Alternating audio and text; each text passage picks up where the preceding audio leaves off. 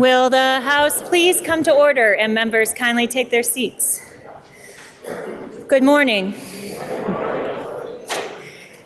The devotional today will be led by Andy Robinson, who is a nonprofit consultant and community organizer from Plainfield.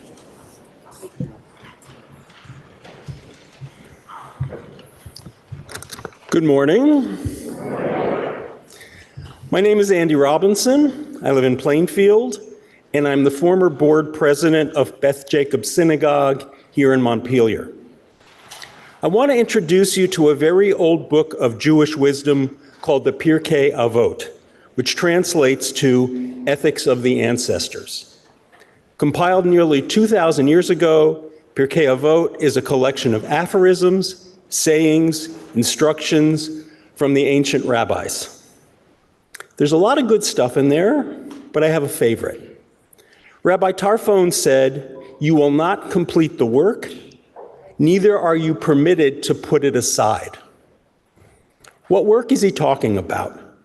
Pretty much anything important, substantial, generational, and/or sacred. From the perspective of the legislature, here are a few examples. Creating affordable, equitable housing. You will not complete the work, neither are you permitted to put it aside. Ensuring that everyone has access to health care. You will not complete the work, neither are you permitted to put it aside. Protecting our communities from floods, droughts, and other climate disasters. You will not complete the work, neither are you permitted to put it aside. You see how this goes.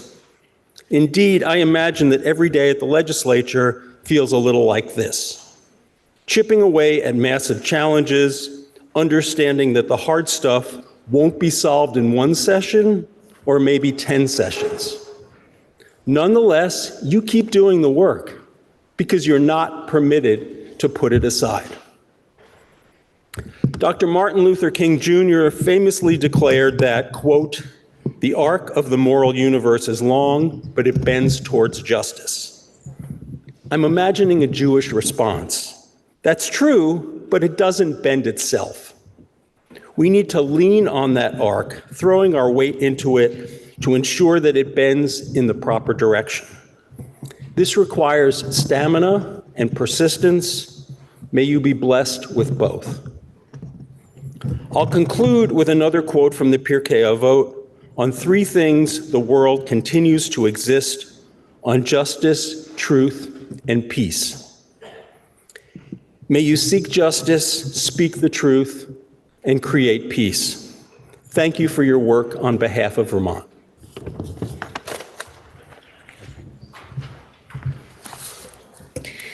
Will you please rise as Pages Evie Scott of Northfield and Finch Heilenbach of Charlotte lead us in the Pledge of Allegiance.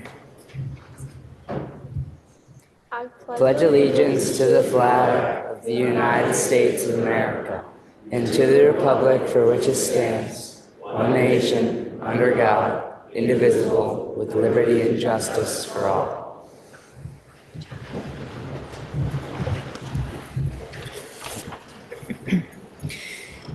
Members, we have two House bills for introduction today. The first is House Bill 921, which is an act relating to alcoholic beverages, introduced by the Committee on Government Operations and Military Affairs. Please listen to the first reading of the bill. H 921, an act relating to alcoholic beverages. Now the bill has been read the first time and affecting the revenue of the state, and as a committee bill is referred to the Committee on Ways and Means pursuant to House Rule 35A. And House Bill 922 is an act relating to the extension of isolation distances of portable water supplies and wastewater systems onto neighboring property, introduced by Representative Greer of Bennington. Please listen to the first reading of the bill. H 922, an act relating to the extension of isolation distances of potable water supplies and wastewater systems onto neighboring property. Now the bill has been read the first time and is referred to the Committee on Environment. Members, we have 5 bills on the notice calendar that carry an appropriation and therefore are referred to the Committee on Appropriations pursuant to House Rule 35A. They are House Bill 67, which is an act relating to legislative operations and government accountability. House Bill 588, which is an act relating to professions and occupations regulated by the Office of Professional Regulation. House Bill 740, which is an act relating to the Greenhouse Gas Inventory and Registry. House Bill 762, which is an act relating to the County and Regional Governance Study Committee. And House Bill 915, which is an act relating to establishing an extended producer responsibility program for beverage containers. Are there any announcements? Member from Calais.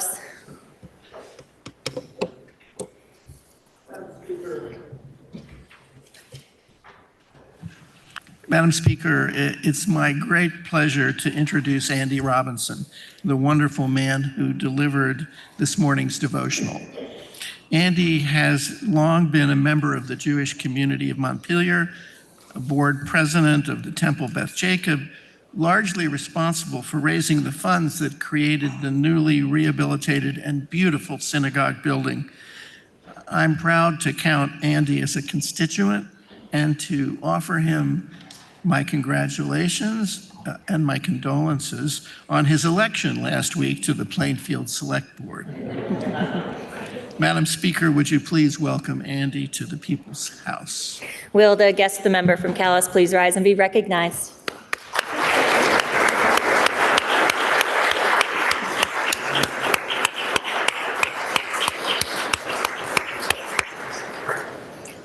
Are there any further announcements? Member from Berry City. Madam Speaker, it's difficult for me to imagine myself as an older individual, but it's certainly not difficult for me to imagine the other Berry City rep as a younger individual significantly. And I would like to wish him a happy birthday today. Happy birthday, member.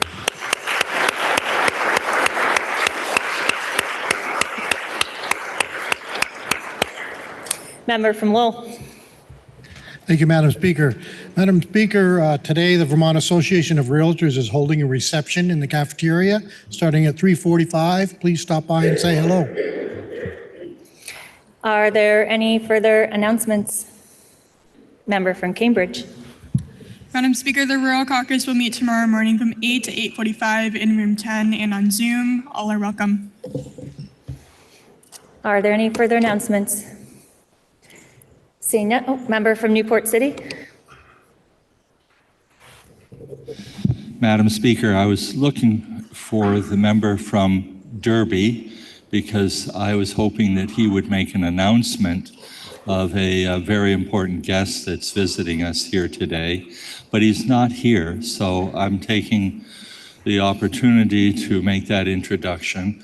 We have a former member, Representative Brian Smith, that's here visiting today, and I would wish that the body welcome him. Thank you. Will the former member please rise and be recognized?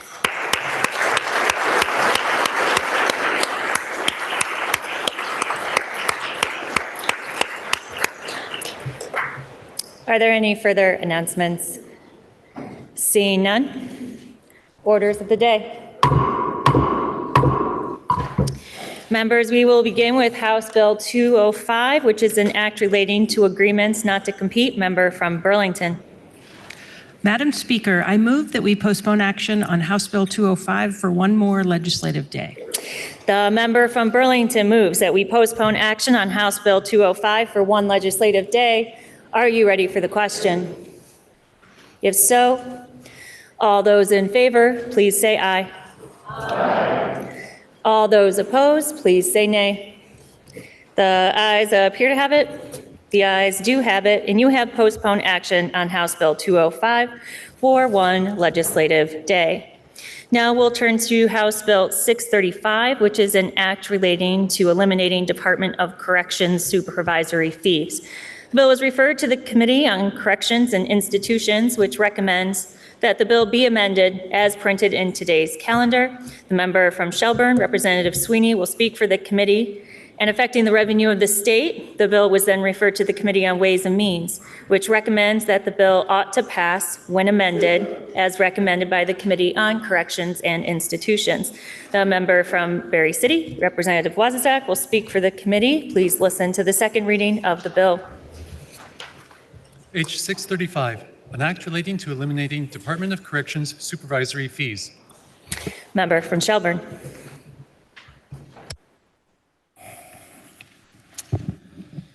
Madam Speaker, H 635 pertains to eliminating Department of Corrections supervisory fees. This fee is presently being assessed to approximately 4,700 justice-involved individuals. DOC administers this program through its probation and parole officers and its administrative staff. Justice-involved individuals who are under the supervision of DOC, who are either on probation, furlough, parole, or on a supervised community sentence, are assessed a $15 or more monthly fee to be supervised. In 2025, the estimate to administer, process, collect, and manage this fee was approximately $550,000. Last year, DOC collected approximately $280,000. Quick math, it lost approximately $270,000. Historically, this fee loses money every year. By eliminating this fee, we will be achieving a few objectives: relieving an undue burden on justice-involved individuals, relieving unnecessary work on parole officers and administrative staff, and most importantly, saving time and resources. The bill, as introduced, can be found on the legislative website, and the amendment to its effective date is on page 722 of today's House calendar. Let me walk you through it. In Section 1, we strike through supervisory fees imposed by this title. We also repeal the entirety of C14, which includes language to collect the fee. Section 2A of the bill outlines that the Department of Corrections shall not assess, bill, or collect any fee or employ any collection agency to collect any fees. Subsection B authorizes that the DOC shall forgive all outstanding fees. C states the DOC shall cease all efforts to collect any outstanding fees. D states, notwithstanding any law to the contrary, failure to pay a supervisory fee shall not constitute a violation of probation, parole, furlough, or any other sentence. Section 3 establishes that the DOC shall identify each rule adopted by the department under the statutory authority of 28 VSA and shall notify the Secretary of State of its repeal. In subsection B, the DOC shall review its rules, policies, and procedures to identify and remove any references to supervisory fees or supervision fees. Section 4, our committee amended the effective date to July 1st, 2027, so that DOC can prepare their fiscal year 2028 budget incorporating these changes. The committee heard testimony from the following witnesses: Director of Communications and Legislative Affairs, Department of Corrections, the Deputy Commissioner, Department of Corrections, and the Office of Legislative Counsel. The bill was voted out of committee 11-0-0. Your Committee on Corrections and Institutions respectfully asks that you support H 635. And now speaking for the Committee on Ways and Means, member from Berry City. Madam Speaker, affecting the revenues of the state, H 635 was referred to your Committee on Ways and Means, which finds the bill favorable as amended. Our jurisdiction over this bill is found in sections 1 and 2, and our report on this bill can be found on page 722 of today's calendar, and the fiscal note can be found on our website. Before walking through the fiscal note, I'd like to remind members that as this bill does not go into effect until July 1 of 2027, this bill would have no impact on the current fiscal year nor the next. Any impact on the revenue of the state would not be felt until fiscal year 28. If members look at the first page of the fiscal note, you will see that the Department of Corrections has a practice of charging a $15 supervisory fee to certain persons who are under their supervision, with some exceptions. On page 2 of the fiscal note, a table was provided by the Department of Corrections showing the revenue from this fee, as well as the operating costs of imposing this fee. However, it is important to underscore that the operating costs covered by this table do not include the staff time to administer and collect these fees. As the member from Corrections and Institutions pointed out in his report, when staff time, that is when labor costs, are included in the operating costs, this program costs more to run than the fees that are generated. So again, while not reflected on the fiscal note, the cost to collect and administer these fees are higher than the revenue generated, and this is a program that loses money every year. Section 2 of the bill speaks to forgiving uncollected debts, to forgiving outstanding debts to the Department of Corrections in the amount of around $3.5 million. While this may seem to be a large number for members, we are not creating a hole in the Department of Corrections budget. In testimony from the Joint Fiscal Office and the Department of Corrections, we heard that in accounting terms, a vast majority of these debts were not booked as accounts receivable. In plain terms, these were bad debts that were unlikely to ever be collected, and there is nothing we will have to do to backfill these forgiven debts. All of that being said, Madam Speaker, we heard from the Deputy Commissioner of the Department of Corrections, counsel from the Office of Legislative Counsel, and the Legislative Finance Manager from the Joint Fiscal Office, and your Committee on Ways and Means found this bill favorable as amended on a vote of 11-0-0, and we ask for your support. The question is, shall the bill be amended as recommended by the Committee on Corrections and Institutions? Are you ready for the question? If so, all those in favor, please say aye. Aye. All those opposed, please say nay. The ayes appear to have it.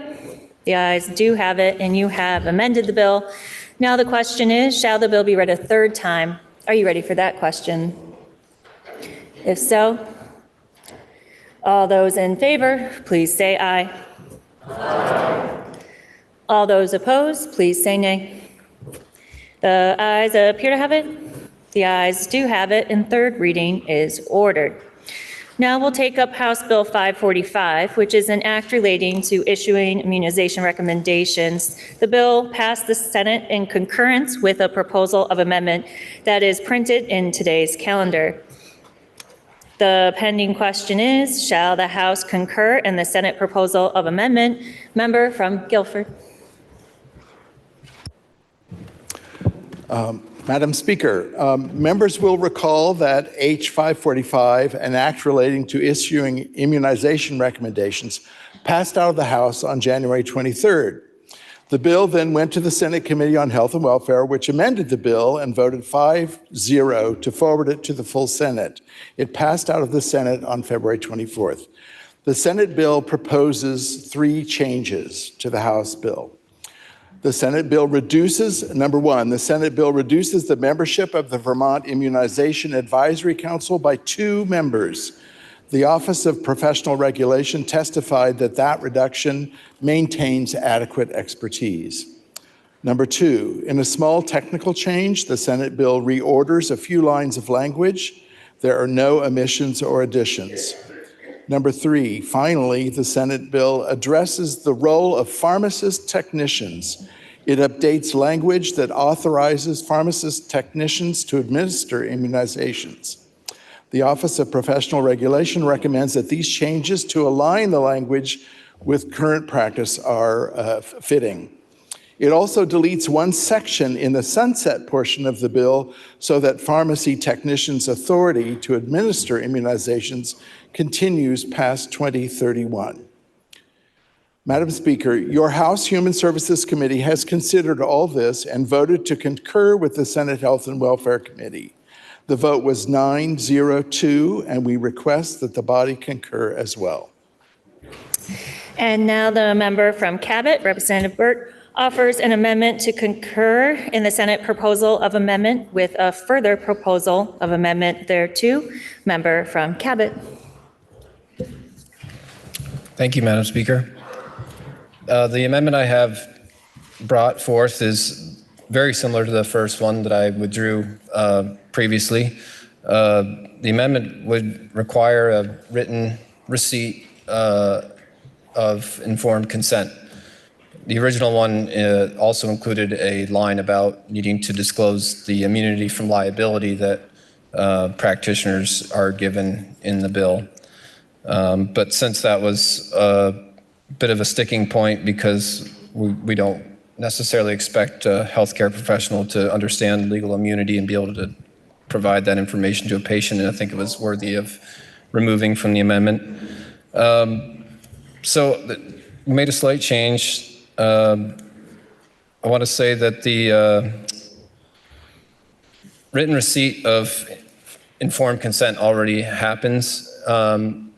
If I'm not mistaken, it's a 28-day treatment of Lyme disease that requires it in the state of Vermont, and then there are some opioid treatments that require written receipt of informed consent. And then in the process of simply administering vaccines in the state, we already record what vaccines are administered and to who. So information is already gathered and recorded in the process. So we're really just asking for a small amount more information to be gathered. I do want to tell a personal story about my wife when she went in 2 weeks ago to have our youngest daughter get the Hep B shot. They asked if it was okay if a nurse administered the vaccine, and my wife was agreeable to that. And the nurse came in and she didn't provide a vaccine information sheet. And she didn't have any conversation with my wife about the vaccine itself. And there seemed to be a little bit of a hectic morning, perhaps, but my wife even had to ask the nurse to make sure that she had the right vaccine that she was going to administer. And so the nurse went back and confirmed that it was the right one. But part of the idea of these conversations and having a written receipt is to make sure that things are being done properly.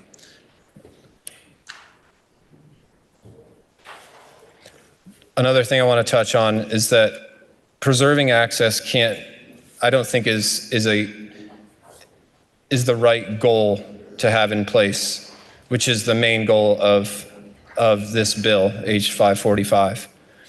I think the main goal needs to be overall community health. Access is extremely important to that, but it's not the goal. The goal is overall community health. And that's achieved through trust, because it's still a voluntary decision on the behalf of parents and adults to be immunized. And if we're going to make sure that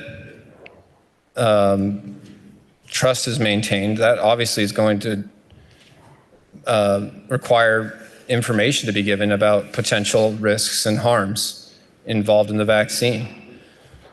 I think it's really important because we're asking parents not only to be immunized, have their children immunized simply because, simply for the health of their own child, but we're asking them to immunize their children for the sake of our whole community. And so they really are taking on a risk, not only for their own child, but for the sake of the whole community. And I think that's why it's really important that this particular treatment have written informed consent. I've heard some folks say, why this particular treatment? Why not put it into Title 18 or Title 12? And I think the reason why is because this particular treatment is asking people to volunteer themselves, not only for their health, but for the health of others.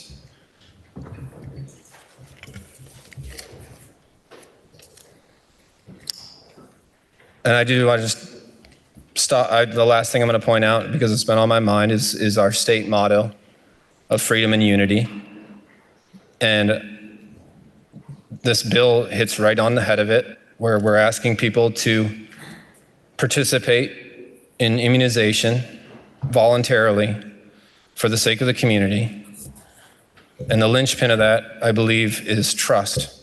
And trust is formed through conversations and information and disclosing all the aspects of what's potentially involved. And so I think it's very important that my amendment be considered. I'm not asking necessarily or expecting anybody's votes to be changed, but I know I'm going to sleep better at night knowing that I brought this forth, and I'm going to vote yes on it. And when the vote is cast, I ask that it be taken by roll, Madam Speaker. The member from Cabot requests that when the vote is taken, it be taken by roll. Is the member sustained? The member is sustained. When the vote is taken, it will be taken by roll. Member from Guilford. Madam Speaker, the Human Services Committee thanks the representative from Cabot for presenting the amendment. The committee heard testimony, considered the amendment, and found it unfavorable on a vote of 8-1. The committee asks for the body's support.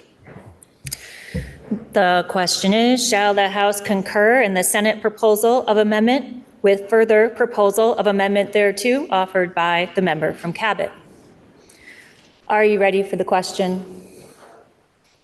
If so, will the clerk please call the roll? Arsenault of Williston. Austin of Colchester. 2 minutes.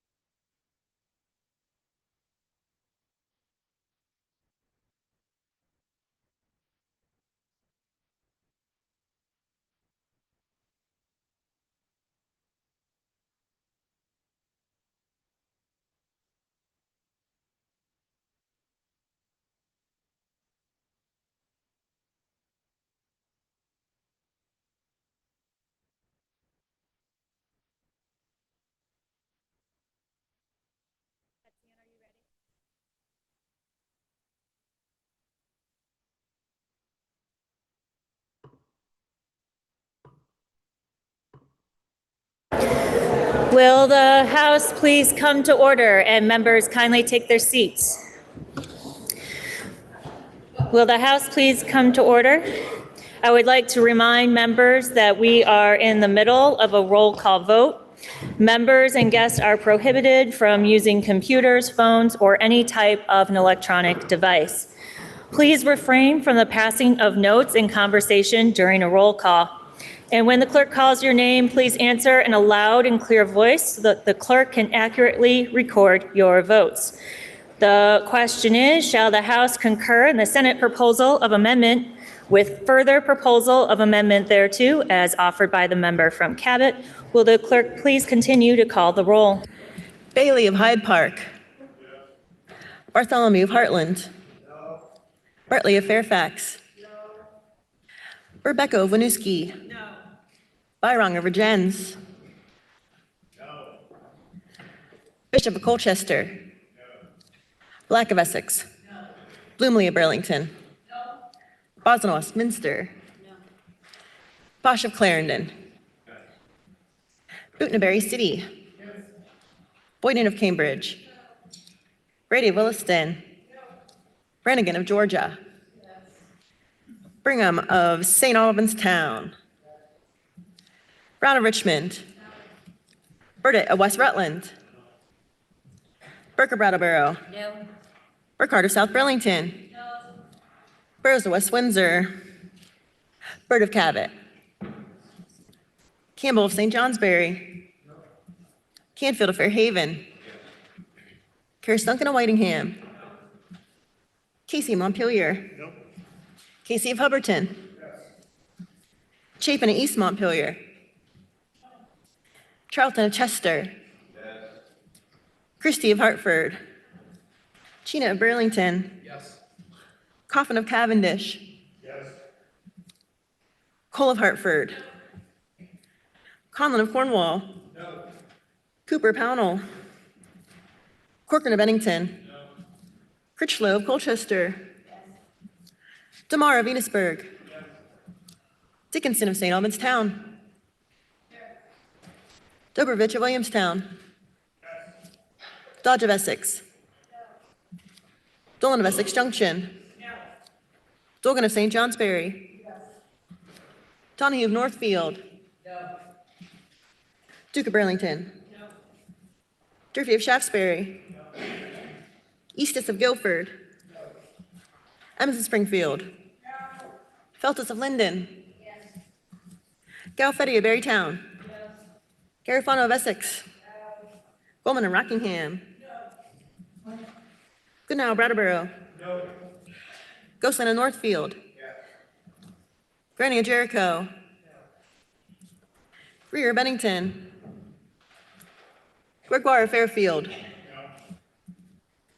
Hango, Berkshire. Harpole of Glover.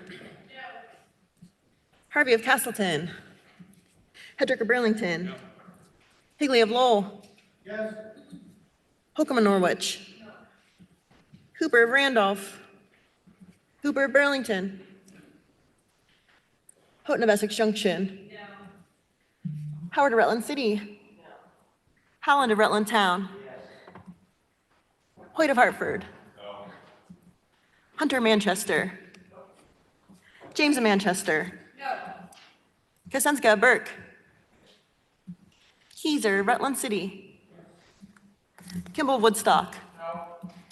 Klepner of Burlington. Kornheiser of Brattleboro. Krasnow of South Burlington. Labor of Morgan. Lally of Shelburne. Lalone of South Burlington. Lamont of Morristown. LaRush, Franklin. Lipsky of Stowe. Logan of Burlington. Long of Newfane. Leaders of Lincoln. Luno of St. Albans City. McGuire of Rutland City. Malaya of Pittsford. Marquardt of Coventry. Masson of Thetford. McCann of Montpelier. McCoy of Pulteney. McFawn of Berrytown. McGill of Bridport. Mickless of Milton. Mahali of Calais. Minier of South Burlington. Morganella Milton. Morgan Emma Milton. Morse of Springfield. Morrissey of Bennington. Morrow of Weston. Rowicki of Putney. Nelson of Derby. Nielsen of Brandon. Niagara of Bennington. North of Ferrisburg. Noyes of Wolcott. Nugent of South Burlington. O'Brien of Tunbridge. Odie of Burlington. Oliver of Sheldon. Olson of Starksboro. Page of Newport City. Parsons of Newberry. Pezzo of Colchester. Pincenol of Dorset. Poucher Heinsberg. Powers of Waterford. Priestley of Bradford. Richard of Pollitt. Quimby of Linden. Richardson of Burlington. Sakowitz of Randolph. Shia of Middlebury. Sheldon of Middlebury. Sibilia of Dover. Southworth of Walden. Squirrel of Underhill. Steady of Milton. Stevens of Waterbury. Stone of Burlington. Sweeney of Shelburne. Taglavia Corinth. Taylor of Milton. Taylor of Mendon. Tomlinson of Winooski. Torrey of Moortown. Walker of Swanton. Wazazak of Berry City. Waters Evans of Charlotte. Wells of Brownington. White of Waitsfield. White of Bethel. Winter of Ludlow. Wood of Waterbury. Yakavoni of Morristown. Arsenault of Williston.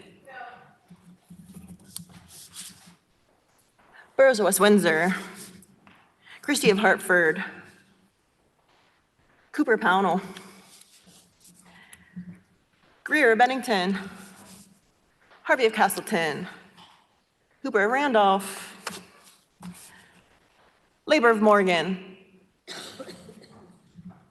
Lamont of Morristown. Nelson of Derby. O'Brien of Tunbridge. Rachelson of Burlington. Sakowitz of Randolph.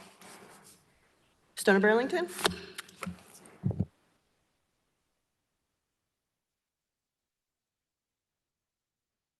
Bert from Colchester. Can I please change my vote? I just had the wrong. You may. Thank you. I'm changing it to a no, please. Critchlow of Colchester. No.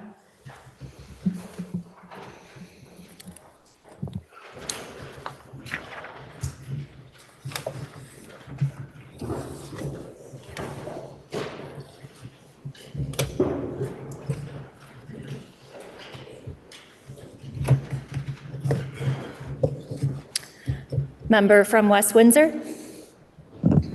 Madam Speaker, may I vote? You may. Burroughs of West Windsor. No. Oh, sorry.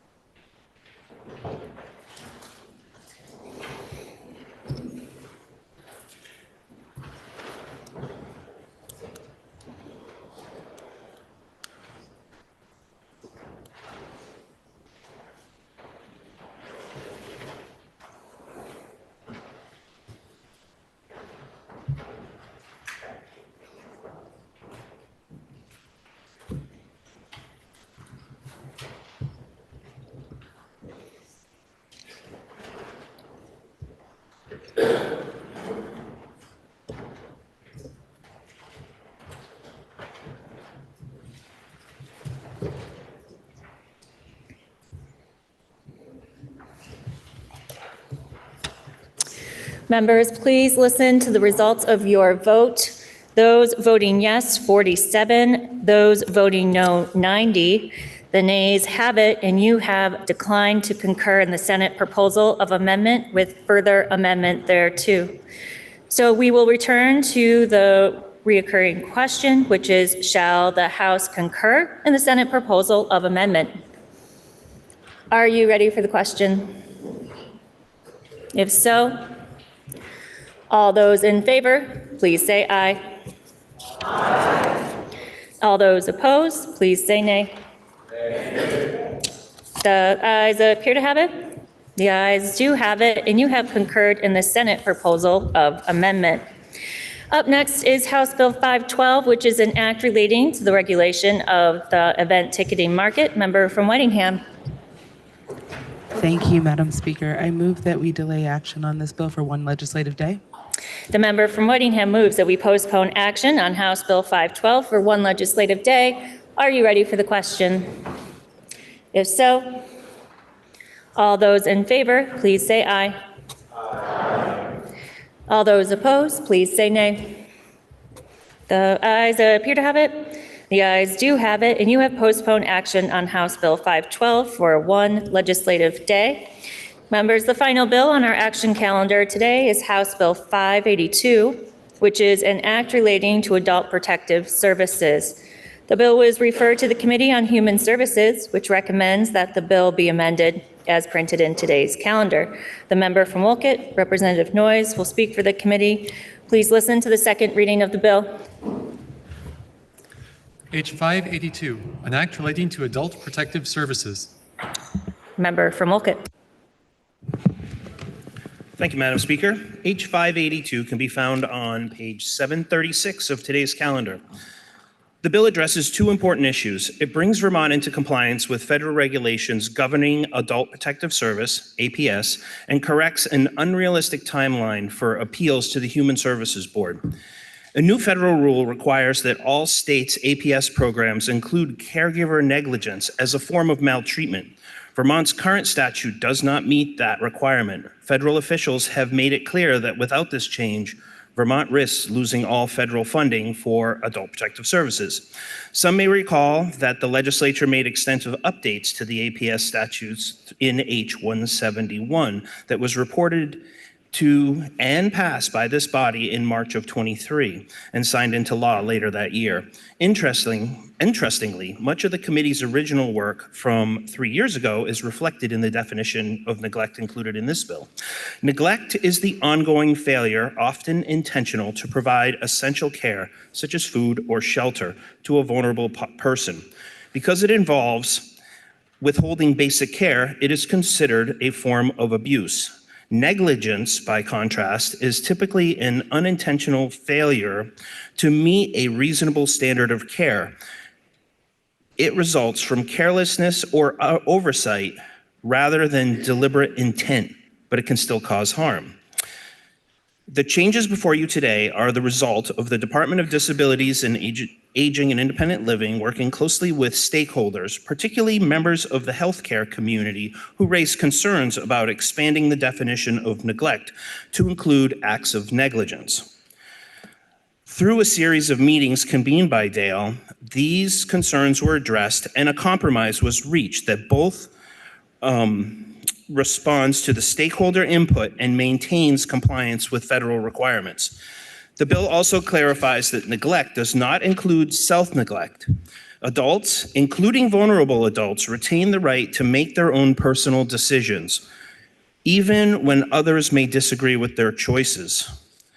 This legislation makes clear that when an individual is making their own decisions, that alone does not constitute neglect under the law.